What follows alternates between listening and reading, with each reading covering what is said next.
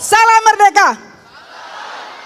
Salam sejahtera. Kita di sini pertanyaan kita fokus saja ya, tidak usah ke kanan ke kiri, kita fokus saja apa yang akan dilakukan oleh capres dan cawapres kalau ada masalah-masalah yang masih banyak di negeri ini, itu aja, oke? Bagaimana, ya. Oh atas, ya atas, baik. Bu sini Bu. Baik. Tes. Oke, assalamualaikum warahmatullahi wabarakatuh. Waalaikumsalam, silakan.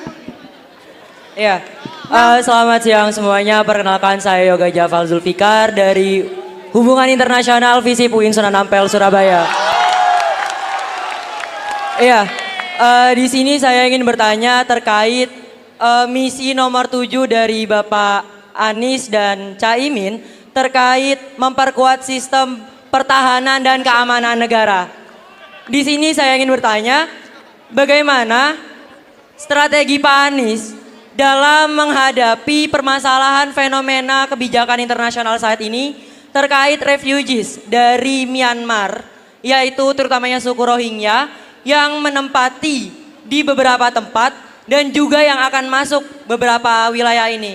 Bagaimana strategi Bapak dalam menghadapi hal-hal tersebut? Karena ketika kita melihat fenomena ini, mereka ini masuk tanpa izin. Kiri. Bu, di sini Bu. Pojok. Berapa orang? Pojok. Silakan segera. Silakan. Pasukan kuning lihat dong. Cek. Assalamualaikum warahmatullahi wabarakatuh. Di sini saya akan bertanya. Nama dari mana? Perkenalkan, nama saya Walinda Rahma, saya dari Universitas Negeri Surabaya. Surabaya mana suaranya?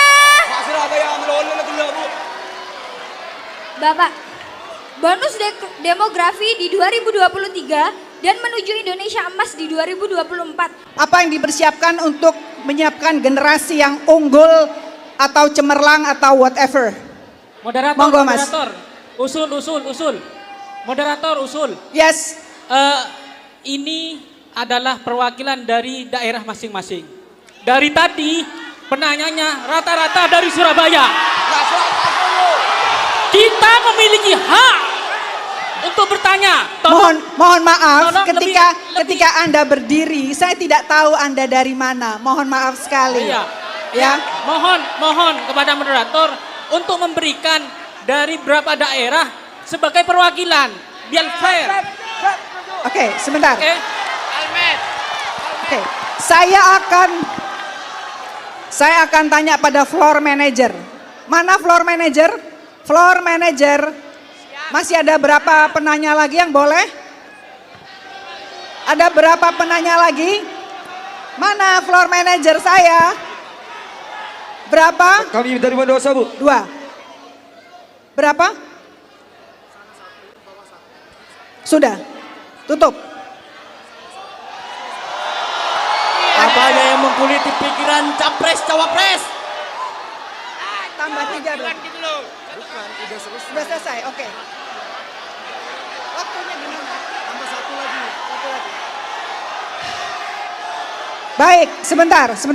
Ini karena waktunya, ya ini masalah waktu, bukan masalah tidak mau.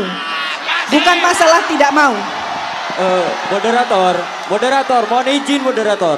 Kalau ada waktu, 7 hari 7 malam saya mau di sini bersama Mas Anies dan lain-lain. Nginep. Kita kemah di sini. Gak apa-apa. Mohon izin, kami dari Tadi Bondowoso tolong. jauh-jauh ini moderator. Ini saya tahu kok, saya tahu persis. Ini saking cintanya Anda kepada Mas Anies dan Gus Imin. Saya paham. Cinta Indonesia. Paham banget. Bukan cinta Anies. Paham sekali. Indonesia. Ya, Mas monggo. Lebih baik diberikan pertanyaan beberapa sehingga mereka dapat kesempatan bicara. Kalau satu-satu waktunya habis untuk saya. Oh gitu, baik. Oke, sebentar. Oke, gini. Terima kasih Mas Anies. Tolong ada jalan keluar. Ada jalan keluar yang bagus sekali dari Mas Anies adalah monggo dari perwakilan bicara tentang masalah yang ingin ditanyakan. Nanti dari semua itu Mas Anies akan menjawab. Setuju? Siap, setuju Bu. Ya, meskipun tidak semua ya, meskipun kita pilih misalnya 5. Ya, misalnya 5, ya. Bu. Probolinggo, Moderator, Probolinggo. moderator. Perwakilan aja Bu, perwakilan dari satu universitas satu. Iya, semuanya mau. Saya tahu semuanya mau. Sekarang begini. Moderator, pojok. Silakan yang sudah siap. Moderator. Sebentar.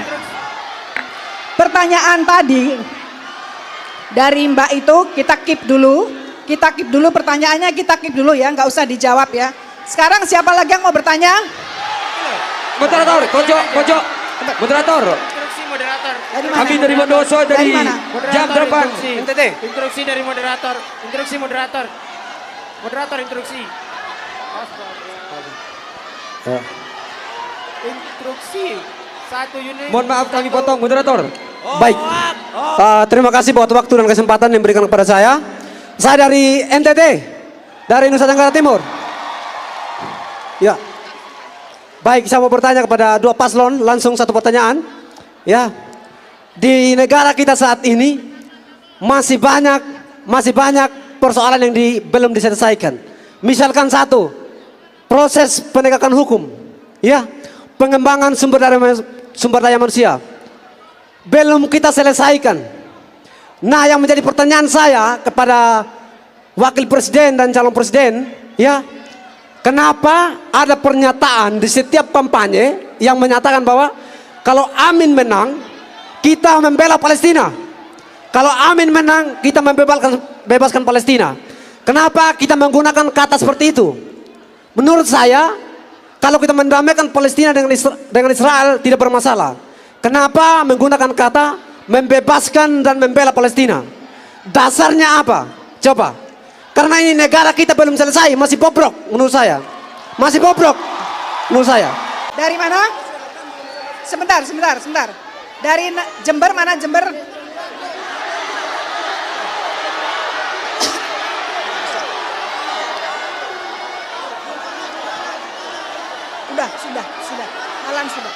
Sudah. Malang sudah.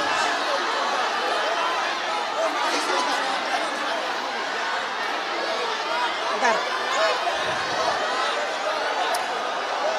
Sebentar. Kalau Anda ribut saya tidak bisa bicara. Oke? Jadi yang ada di sini terpaksa saya tunjuk.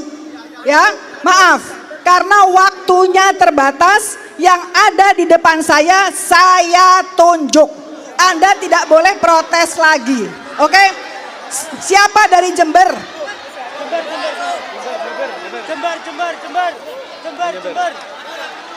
Langsung pertanyaan. Baik, terima kasih. Perkenalkan, nama saya Faisal Rahman dari Universitas Islam Negeri Kiai Haji Ahmad Siddiq Jember. Singkat saja, dari tadi yang disampaikan oleh Capres dan Cawapres yaitu tentang stabilitas otentik dan kembalikan demokrasi, terutama tentang kebebasan berpendapat. Dalam menghadapi krisis yang ada sekarang ini, kita harus kritis dan menyampaikan melalui kritik. Akan tetapi, kita terbatasi oleh banyaknya regulasi birokrasi yang sedang kacau dalam negeri ini. Lalu, gagasan seperti apa dan bagaimana upaya yang akan Anda lakukan untuk meningkatkan kualitas demokrasi saat ini dan ke depannya? Sebab kita bersuara bukan malah sejahtera, tapi malah dipidana. Sekian, terima kasih. Oke, terima kasih. Sebentar, turun, silakan turun. Saya akan 4 lagi, hanya 4.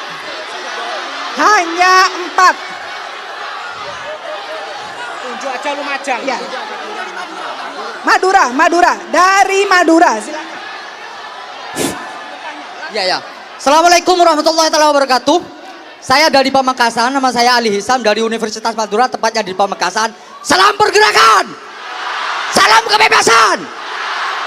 Begini Pak, saran saya, pertanyaan saya yang pertama kepada Pak Anies, dengan konsep perubahan yang Anda usungkan di beberapa media, itu tidak ada bedanya dengan Cawapres lain-lainnya, karena intinya sama-sama membawa perubahan.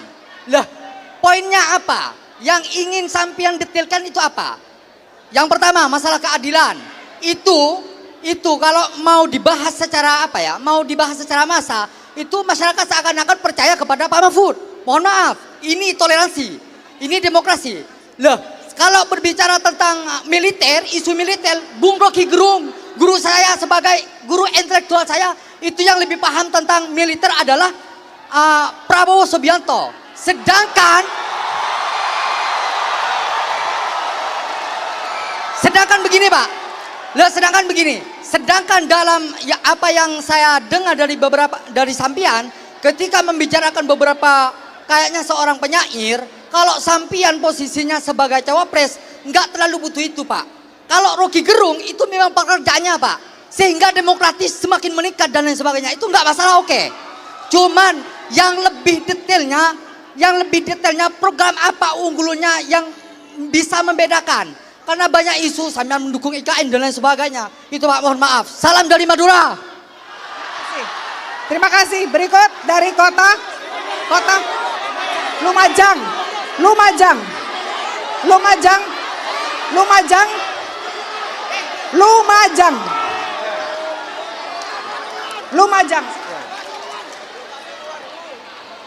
Assalamualaikum warahmatullahi wabarakatuh. Perkenalkan, nama saya Irfan Sidney Pratama dari Lumajang.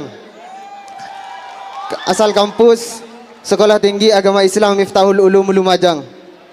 Yang saya tanyakan Pak, kira-kira apa inovasi Bapak masalah pengangguran yang mana disebutkan dalam sebuah badan statistik itu sebesar 7,838 juta. Begitu Pak. Bagaimana cara Bapak menanggulangi tersebut? Mungkin ada terobosan-terobosan baru terkait adanya pengangguran, mulai dari Madura sampai Lumajang ini banyak Pak, gitu Pak. Terima kasih. Terima kasih. Ini panelis. Sudah ya, cukup ya. Saya mohon maaf sebentar.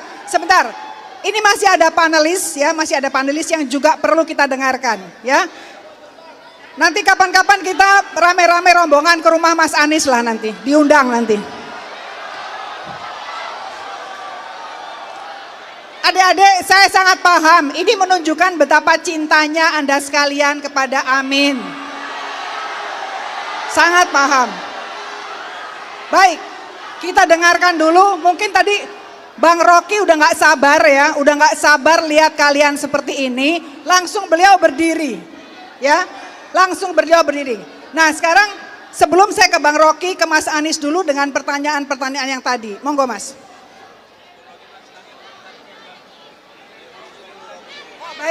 Baik diserahkan ke Bu Prof dulu, silakan Bu Prof. Baik, terima kasih. Assalamualaikum warahmatullahi wabarakatuh. Ya, oke. Boleh tenang dulu. Saya tahu, saya senang suasana seperti ini ya, mahasiswa kritis, ya, tapi tetap sopan. Boleh tepuk tangan dulu buat para mahasiswa semua di sini dan senang sekali, luar biasa pertanyaannya kritis-kritis. Ya, baik, saya netral di sini ya. Dalam arti saya akademisi dan saya hanya akan mencoba mengkritisi visi misi dari pasangan calon Amin dan mencoba mengapresiasi juga kalau memang ada yang bagus ya. Tapi juga mengkritisi kalau ternyata ada yang kurang bagus. Tadi salah satu pertanyaan dari mahasiswa karena itu bidang saya tuh tentang HI ya. Terkait juga misalnya visi misinya Pak Anies dan Caimin bahwa Indonesia perlu memiliki pertahanan dan keamanan yang kuat. Dan Indonesia perlu memainkan peranan yang lebih strategis atau menjadi pemimpin dalam politik internasional. Karena saya percaya lebih dari 5.000 mahasiswa di sini punya mimpi yang sama dengan saya. Siapapun nanti pemimpinnya, tapi kita punya mimpi yang sama, yaitu bagaimana melihat Indonesia menjadi negara yang unggul di level internasional.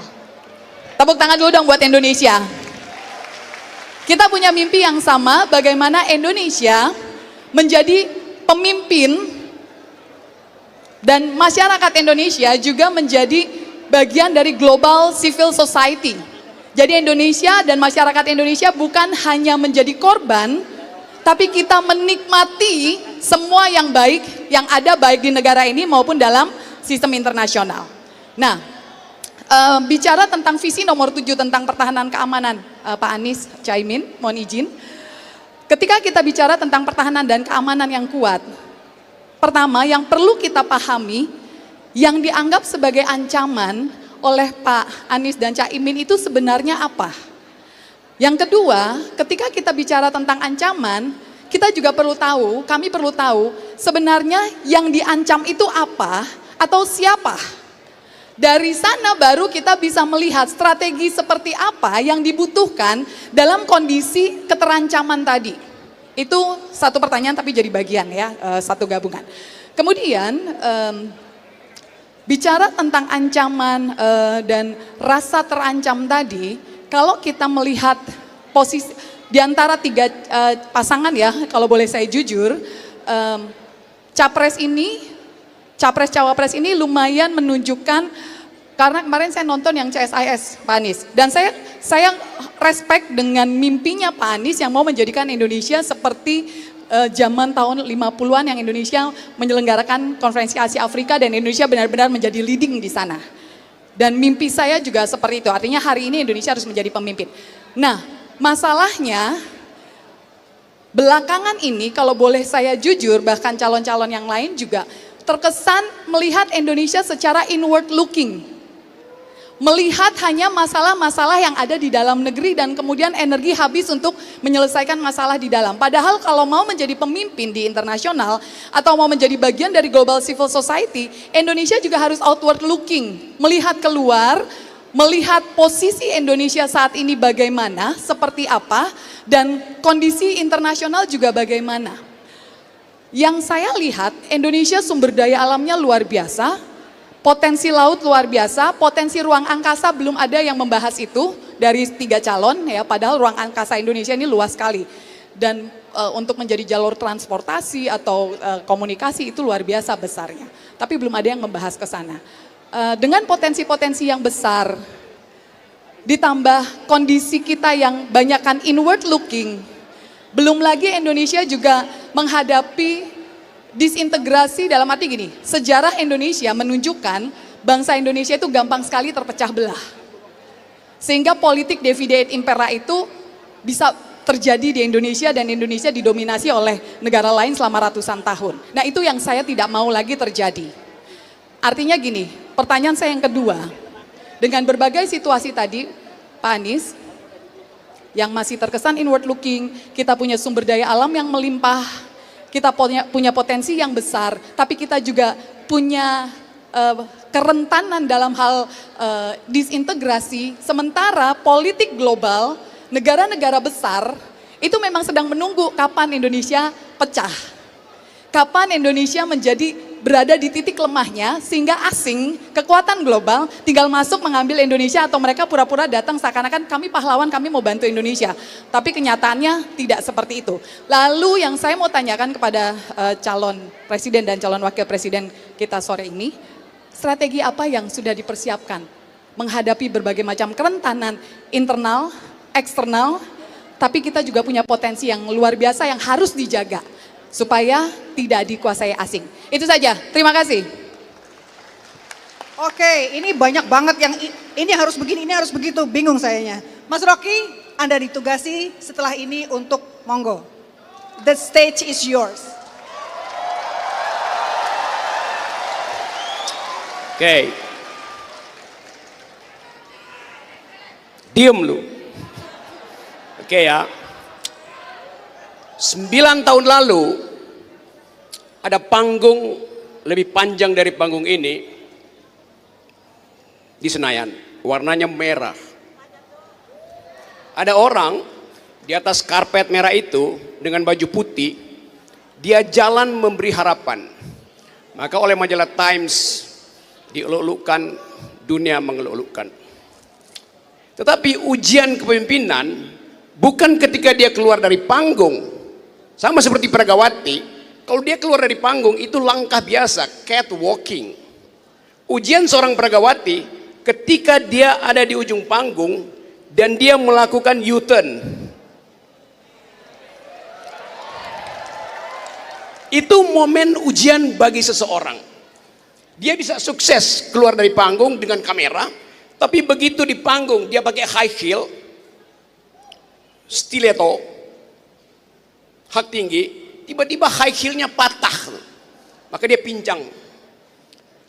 Saya pakai baju putih, Caimin pakai baju putih, Anies pakai baju putih. Ada di panggung hijau.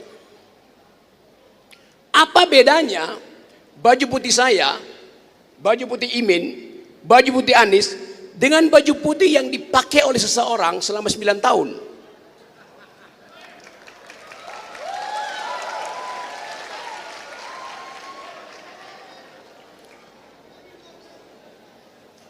Ada orang pakai baju putih selama 9 tahun, tapi otaknya hitam.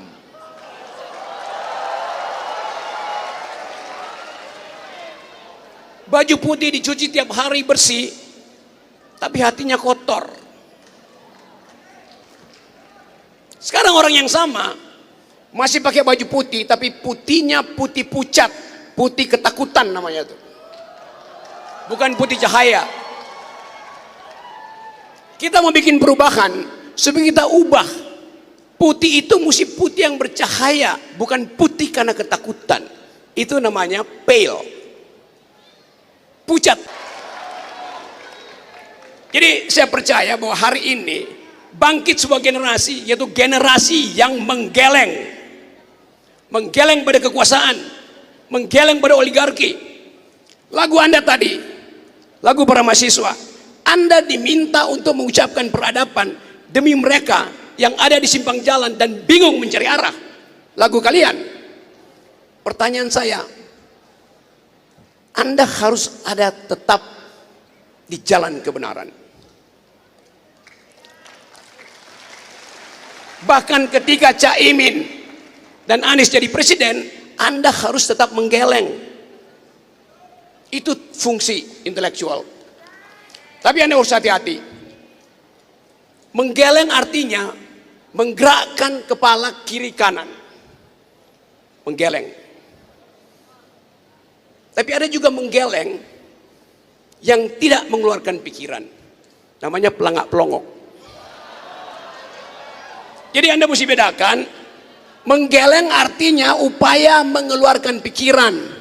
Pelangak-pelongok karena justru tidak punya pikiran. Itu bedanya tuh. Jadi teman-teman di sini saya mengulas apa yang diucapkan tadi, bahwa dua pasangan ini berupaya untuk bicara di tingkat paradigma, tingkat value, tingkat di Senayan namanya abdesi. Anda juga abdesi, Asosiasi Pemikir Demokrasi. Abdesi di sana aparat pengabdi istana, beda. Jadi pastikan bahwa Anda bukan pemuja kekuasaan. Anda ucapkan kritik, dan kritik itu yang akan mendefinisikan Anda sebagai warga negara atau sebagai warga dinasti. Ini pesan saya, karena saya bagian dari teman-teman. Upaya untuk merawat demokrasi itu bukan cuma butuh kekuatan partai, tapi kekuatan intelektual. Demokrasi itu adalah pikiran yang diucapkan melalui pemilu. Kita ingin ada generasi emas. Kita ingin semua kita mampu untuk mengucapkan keadilan. Kita ingin ada bagian yang kita tetapkan sebagai tujuan bernegara. Surabaya diingat sebagai kota perjuangan. Bung Karno belajar di sini. Nah, saya ingin pemuda-pemuda Surabaya menghalangi politik dinasti yang makin menjadi-jadi. Terima kasih. Itulah yang harus kita dorong. Industrialisasi justru di sektor pertanian, di sektor perkebunan, karena begitu banyak komoditas yang kita hasilkan dijual mentah-mentah keluar. Industrialisasi di sektor ini akan menjadi penggerak penciptaan lapangan pekerjaan dan membuat nilai tambah yang amat besar atas semua komoditas-komoditas yang dihasilkan di dalam negeri.